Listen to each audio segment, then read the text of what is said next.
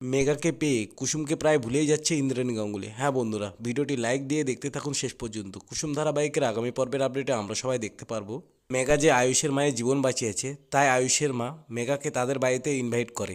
এদিকে মেগার প্রায় আগের থেকে সবকিছু জানা ছিল যে ইন্দ্রাণী গাঙ্গুলি কেমন লোক।